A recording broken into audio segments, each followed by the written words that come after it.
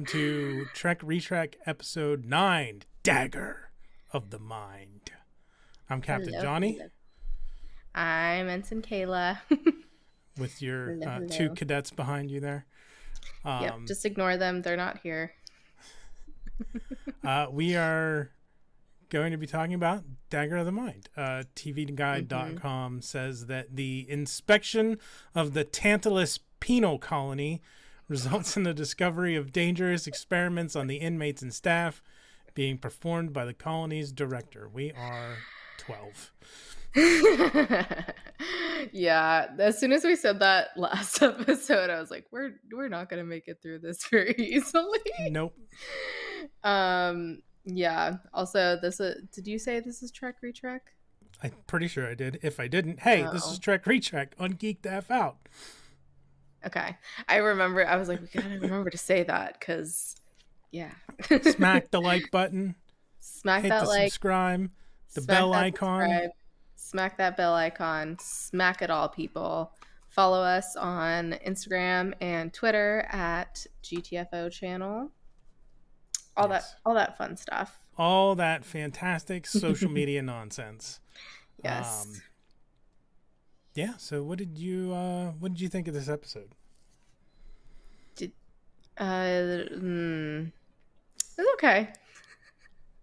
I was expecting, it was a little bit more interesting than the others, but it kept kind of losing me at some points. Yeah. I don't know. It was good. It was different. Yeah, I'm just stuck on the word penal right now. Sorry. I was trying to think of a joke for that, and then I was like, no, I can't. Yeah, should we get into it though? Yeah, sure. The star date is 2715.1. Okay. That means nothing to me. I just noticed it. I don't have a lot of notes for this episode. Yeah, same. They do a cargo transfer with the Tantalus penal colony. Mm-hmm. And a dude sneaks aboard. Crazy eyes, obviously. Yeah. Because, yeah. Crazy. Because crazy. Yeah. Yeah, because they call it a penal colony, but it's really like a mental asylum. Yeah. Well, that part I didn't really understand, because it sounded more like either, an asylum of sorts, but then I thought maybe it was a kind of prison and they were trying to reform them by erasing things. I don't know. It was a little unclear. But either way, they needed their minds reframed, essentially. Yeah. Well, I don't think that was part of the deal. I think the neural neutralizer, the device, was off the books experimentation. Yeah. So but the two people that were supposed to head up the colony were Dr. Adams and Dr. Van Gelder. And so it seems like it's a mental institution for violent offenders, because they talk about violence a lot in it. Violence. Yeah. It's interesting. And then how Kirk and McCoy were describing it, because Kirk was like, oh, you should see them. They're great now. And they have all these improvements. I forget what he compared it to. He said they're more like resort colonies. Yeah, resort. There we go. Nope. Yeah, they're more like resort colonies. So I don't know. Anyways, the first thing I noticed though was those giant pill bottles canisters that came in.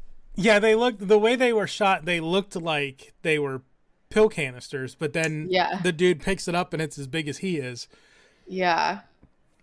But I don't know if it said it on that one or a different one. It literally said drugs on it. I didn't notice that. I noticed there was, at the bottom of one of the canisters, it said Dr. such and such. and the doctor part of the label was like over top of the rest of the label, like they needed to fix something and put a sticker on it. Ooh, interesting. I'll see if I can throw up a quick screenshot of that to show what Okay. I'm talking Yeah, about. yeah. Yeah, I was looking at the label a little bit more when I just watched it now. I thought that was interesting. But yeah, I was like, they look like giant pill bottles. That is my first note. My next note is well, not the new, it's been there, but that really complex panel in that same room The that I always transporter forget, room. transporter room. I should know this by now. Yeah. I feel like we hadn't gotten a good look at that yet, so that was cool. Yeah, this stowaway is very interesting. Yeah. Right off, like, just pops right on out of there, which I was like, what was supposed to be in there? Because I felt like he took up the entire space of that box. Right. um I don't know what would have been in there instead that he could fit in it without. yeah, He must have taken what was supposed to be in it and hidden it, and then like hid it in the box for hours until he got transported up. yeah, that's my guess. And also, I was like, the dude that was in the transporter room working it, I was like, he needs to be fired immediately for letting this happen. Just lets him. He leaves the room. He went to get. He said, "I'll go get a vault assignment." Like, I'm assuming, which means somewhere to store that container. Yeah. Until they get it to Stockholm, I think they said. And the other guy turns around to read the instrument panels, and the case very specifically said, "Do not open, classified," so you can't really check it. True, but still, he should be fired immediately, right? I noted Spock's makeup. Mm-hmm. He has a little bit more of a smoky eye this time, which throughout the episode, I think later on, it kind of looked a little bit more like they added some like purple in there or something. That was interesting. That's my keeping my eye on Spock's makeup. And I know. Oh yeah, it's when he goes on the bridge and Kirk's like karate move to kick the gun out of his hand. And then we got the Vulcan nerve pinch. Is that the name? Yep. Got to see that again. That was cool. Yeah, Van Gelder, which we find out the name of the inmate is Dr. Simon Van Gelder. Like, he went right to the bridge. He did. And he wasn't wasting any time. I thought it was interesting a little bit earlier. Kirk was recording his captain's log, and he was using one of the tricorders, which I thought was interesting. And he was using the handheld device there on the bridge rather than just... Because I think he's recorded his logs through the chair before. But I don't know. Just something I noticed.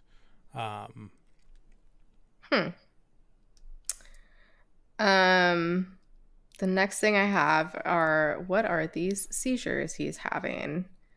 They were better acted seizures than the last time. That is for sure. Yeah. Yeah, that dude was going hard at this role. Like, he was putting everything into it. Yeah, it was like 110% into it.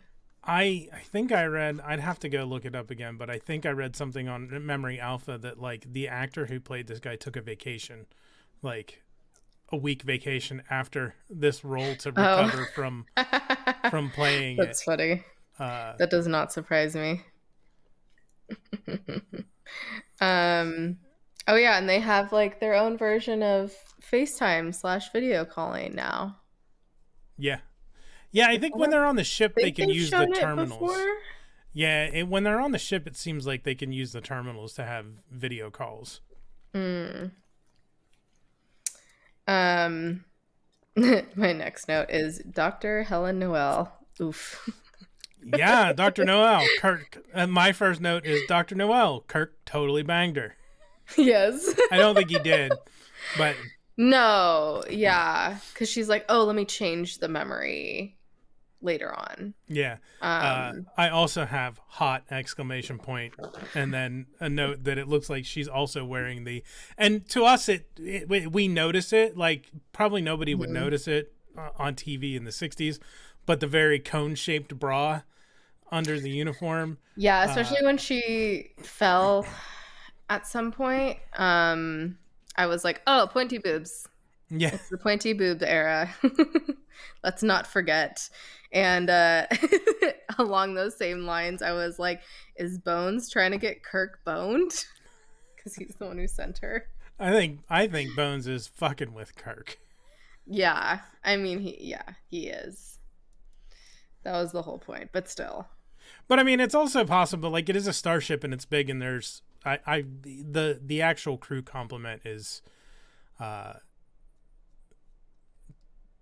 unclear. I think it's not ever directly stated. I think it's about 200 some odd, 200 to 300 crew on the ship. How and the medical department can't be that big. Like, what's the likelihood that you're going to have anyone else on the ship who is a psychiatrist and has experience in, they call it penology? Oh no. In the 23rd century, when, you know, crime is relatively low. So she might have just, I'm assuming it was bad luck for Kirk and good luck for Bones that she's the only one on the ship who could do it, because she's the only one qualified. Which, like, I wrote down, my next note is, stop interrupting Helen. Like, they don't let her finish a sentence. No, they don't. Does not surprise me. I noticed that, but I was like, what's new here? Like, still happens today all the time. Let her do her fucking job that she knows how to do. Like, exactly. But she comes in clutch. Like, they wouldn't, Kirk wouldn't have gotten out. I can talk, I promise. Kirk would not have gotten out of this without her. No, he would not have. She's not just the damsel in distress. She can fit in those air ducts. Yeah. I'm pretty sure Kirk could have fit in those air ducts too if he tried. I But know. he needed to go and spend time in the comfy chair. Yes, the comfy chair. He did. Yeah, at first I thought, I was like, is this a hippie colony? Especially because I don't know who says it, but like Devil's Island. Did I just write that as a note? No, I heard that too. I don't remember who said it either. I don't remember if it was Kirk or Helen when they first beamed down. I feel like it was Kirk, but I might be wrong. Also, I noticed the like hand symbol on their shirt. It looks like they're holding like a little like bow or something. Yeah, it's a hand with like a laurel leaf or something and a dove. Oh, okay. That makes more sense. I was like, it looks like a little bow. I also put Burning Man. Don't know why.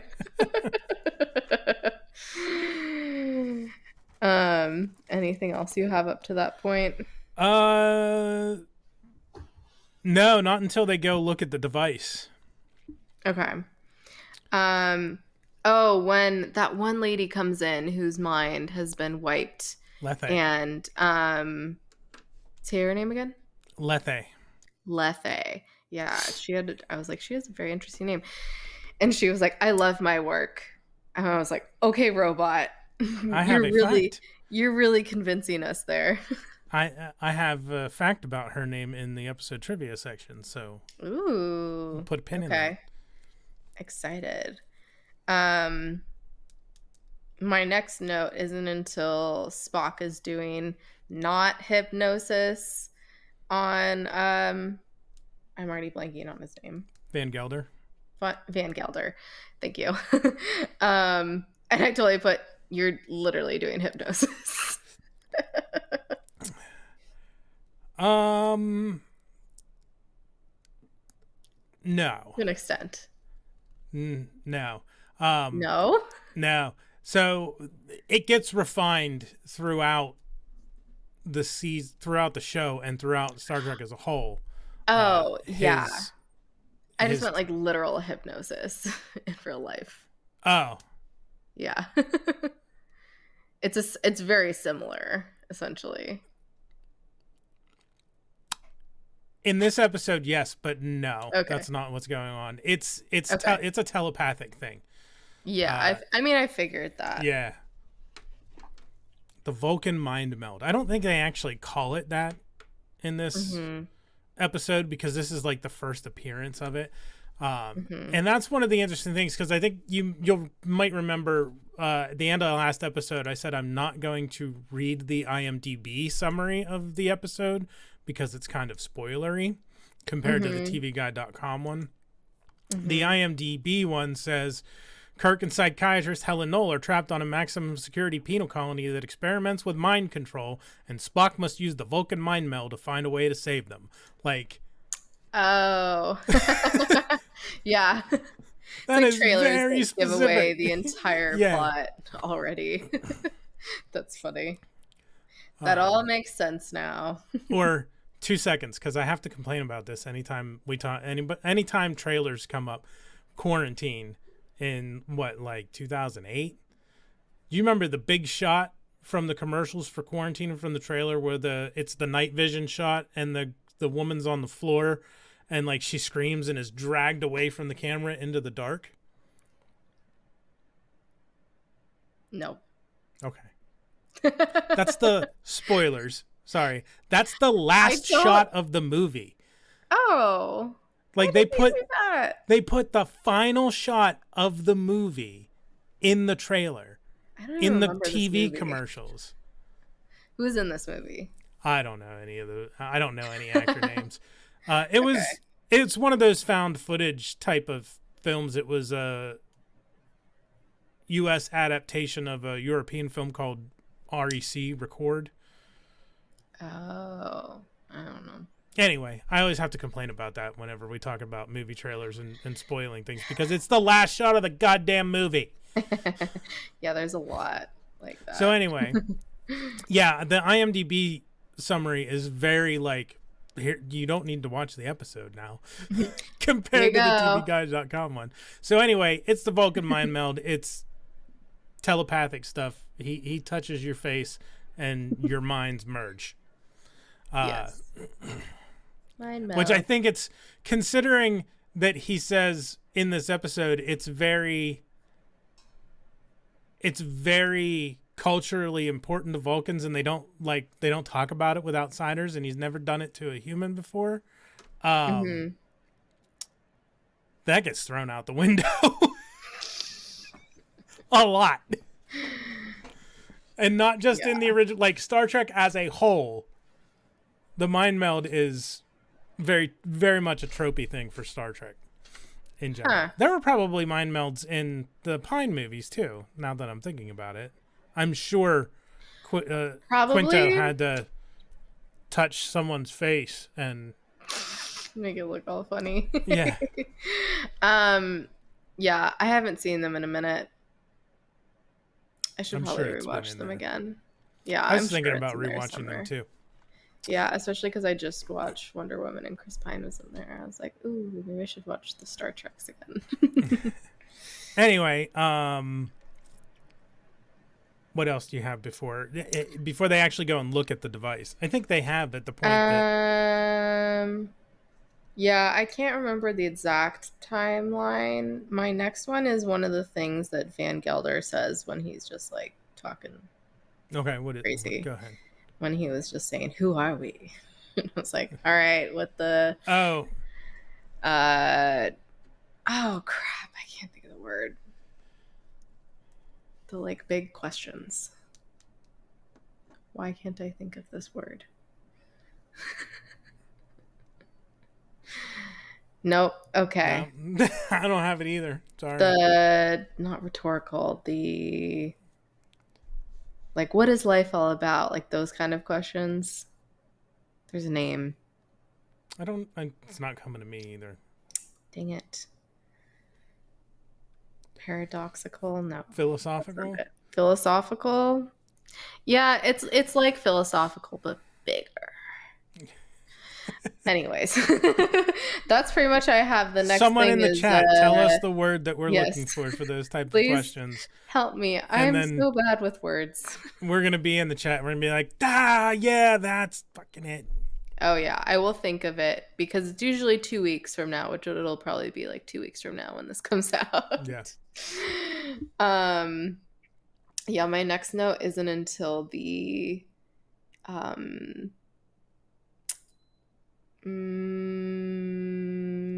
what? Actually, I'm not sure. You go. I'll let you know if my next note is literally judo chop. Like when Helen takes out the power and Kirk gets back on his feet and they're trying to get him back in the chair and he just like chops Van Gelder on the shoulder and judo chop. I just can think of Michael Myers and judo chop. So good. And then thank God Helen's a psychiatrist and not a medical doctor, so she didn't have to take the do no harm oath. Although I'm sure if it's self-defense, it's probably allowed.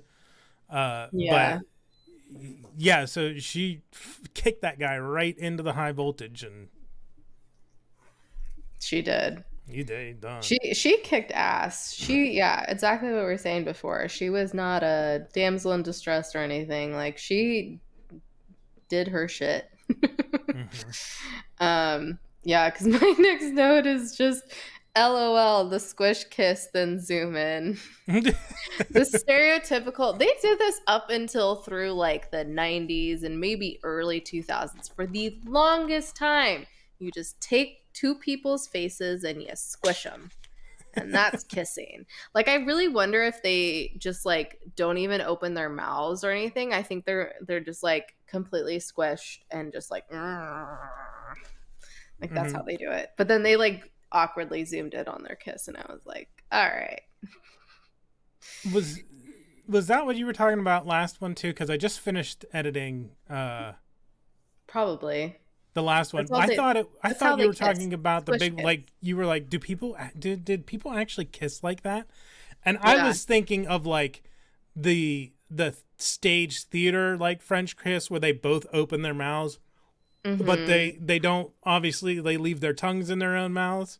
Yes, it's similar. Whereas so there's that style, which is also kind of a squish kiss, where you're just like squishing your faces and you're not really kissing, but your mouths are open. And then I think this one looked like mouths were potentially closed and just faces were squished together. Gotcha. That's what I mean by that. Just to clarify, very important details that we're finding here. Teenagers who don't yet know how to make out. Except for they're not teenagers. Yeah. It was a metaphor. I know what you mean.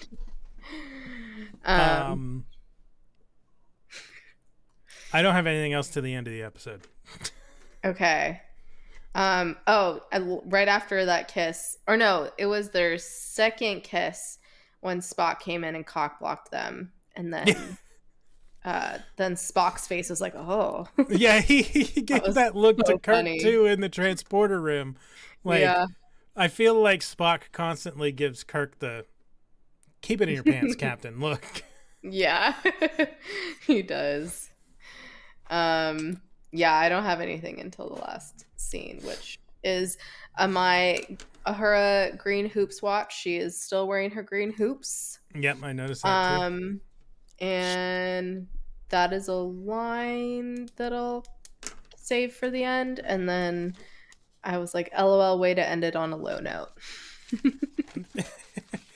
Yeah, I was wondering about, like, were they trying to imply that they didn't, like, undo Kirk's memory alteration and he still, like, is madly in love with I don't think it Helen, ever fully took. Because, I mean, it never fully took. Okay. I don't think. I assume they undid it to Van Gelder because they said Van Gelder would, left a message that the device has been destroyed.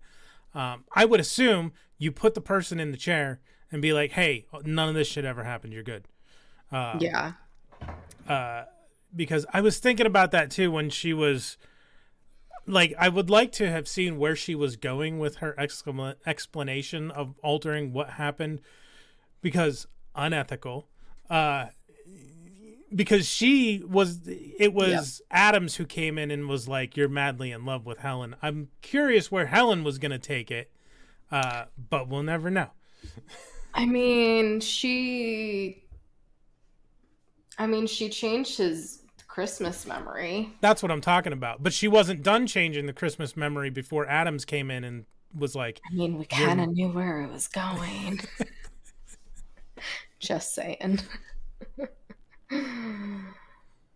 I was just wondering where it was going to end up is what I'm. I know. We all want to see after the kiss, but that's what websites are for. No, I want to know what her intentions were. Like, where was she? Sure, Jan. How unethical was Helen going to be with this neural neutralizer? Very unethical. I don't think so. She seems like a good person. I don't think it's on that direction. It didn't seem like it was. Yeah, it didn't seem like it was something where she was going to do what Adams ended up doing, being like, "You're madly in love with me now." But yeah, that's all I got. All right. The only other things I have, just random thoughts I wrote down. One, don't meet your heroes, because Kirk was like, I would have liked to meet Dr. Adams, and blah, blah, blah. Well, I guess maybe you didn't want to meet Dr. Adams. Two, Kirk was a fucking jerk to Helen in this episode. Yeah, he was. For no apparent reason. Like, dude, if you want to avoid these situations, don't try to bang your crew. Yep. Plain and simple. It's not that hard. So yeah, Kirk, and I think I get why, like, especially back then with more episodic episodes, like, him being such a jerk to her was probably a tool to show the dichotomy of his attitude before and after the mental suggestion and the neutralizer, because he completely 180s. Like, so I get the storytelling technique, but he was a dick, like a massive dick to Helen with no justification whatsoever. Yeah, he really was. But also that kind of seems to be a bit of his personality trait at this point, unfortunately. Yeah. Like, he's nice to an extent, but then he has these dick-like tendencies. Yeah, and I think we'll talk about that a little bit. He does have a Y chromosome, so with the Corbomite maneuver, he gets kind of snippy at times, especially when he's stressed. So, that's basically all I've got for episode thoughts.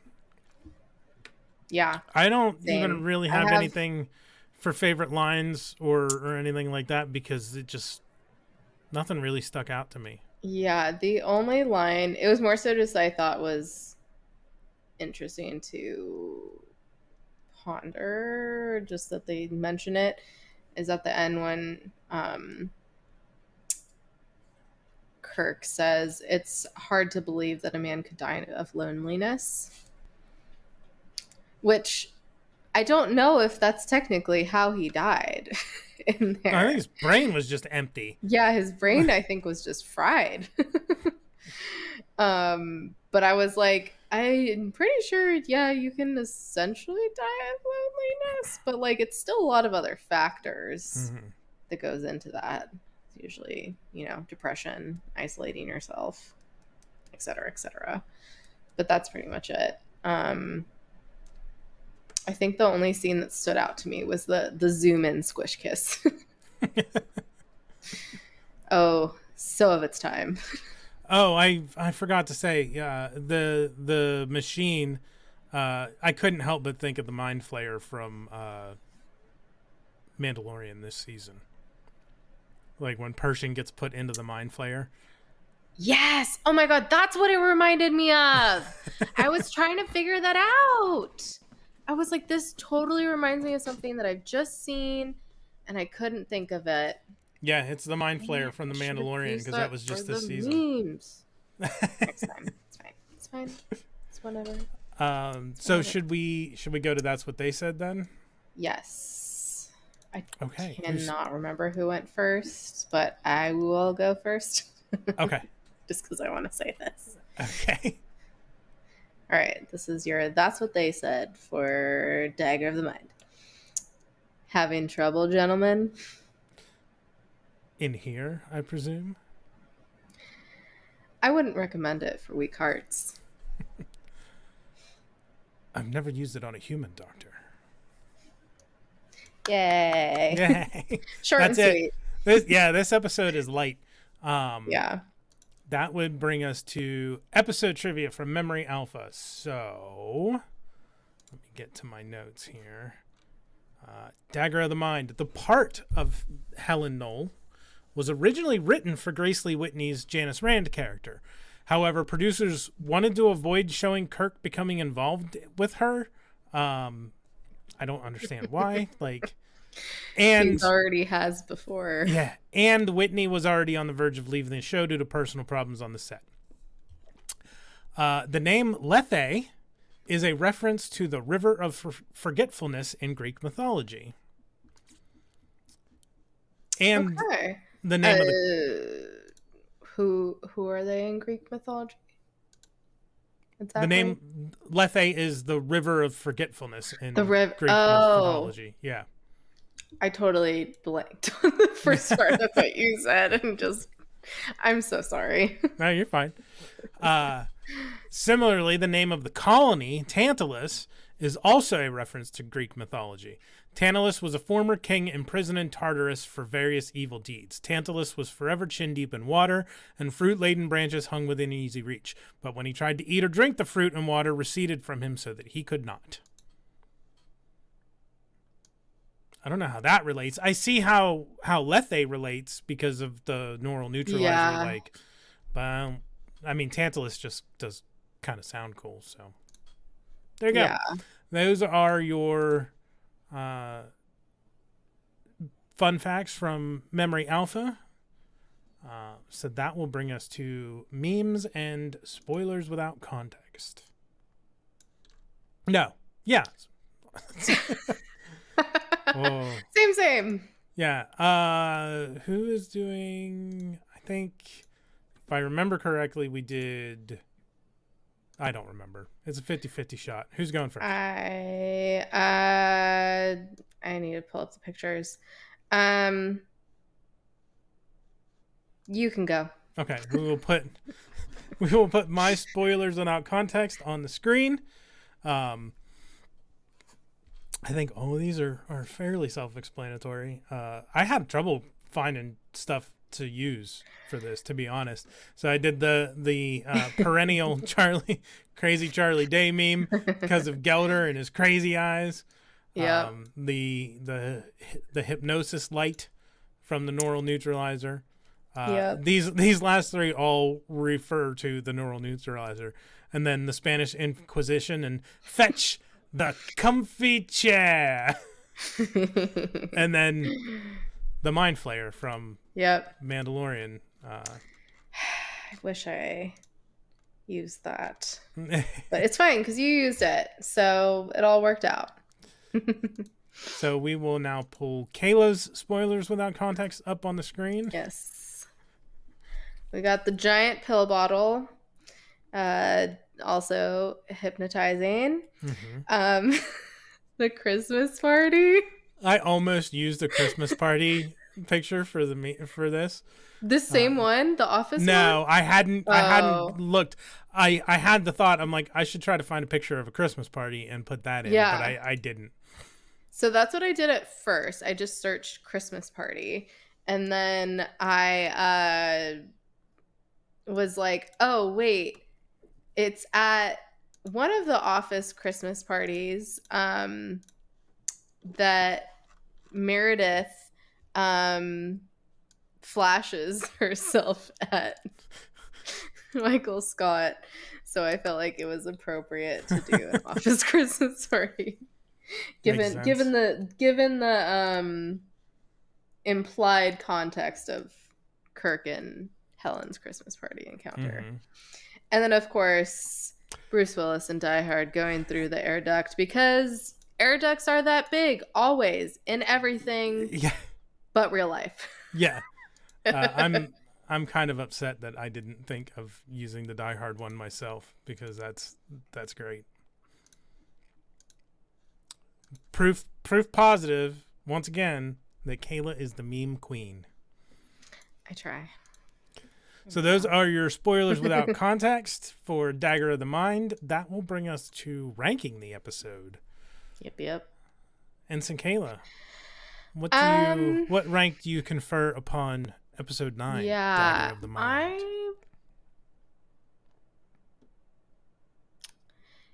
I should always think of these before, and then I don't. I'm gonna give it a lieutenant. Yeah. Like, it's good. It's different, but yeah, it wasn't really gripping me that much. That's it. Yeah. I'm also going with lieutenant.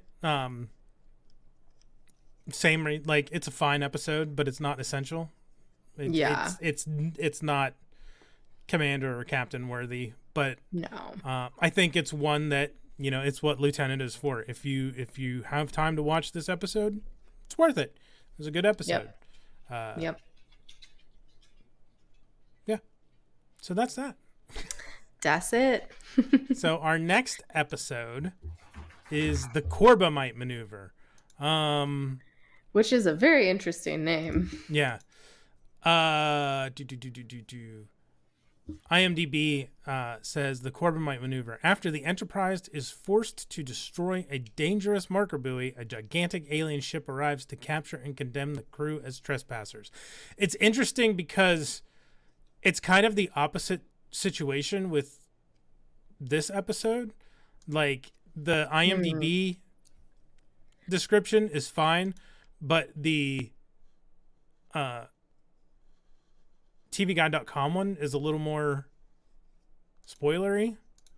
So, yeah, we can talk about that more. Yeah, next time. Thanks everyone for joining us. Yeah, Make sure to once again smack everything. Smack that like, smack that subscribe, smack that bell icon. Follow us on Instagram and Twitter at GTFO channel. All the stuff that makes us cringe, but we got to do it. Yeah. Particularly me. I think you're fine with it. You're the social media maven, but I just. Am I? No, sir. I don't like it. Don't make me do it. Little bit of a shorter one this time, but I think that's okay because our last two were both an hour at least. So. It doesn't matter the length. It matters the context. Yeah. It's how you use quality the context over quantity. Yes. Thanks again for everyone for joining. Yeah. And until next time. Peace and long life. Live long and prosper. Bye everybody.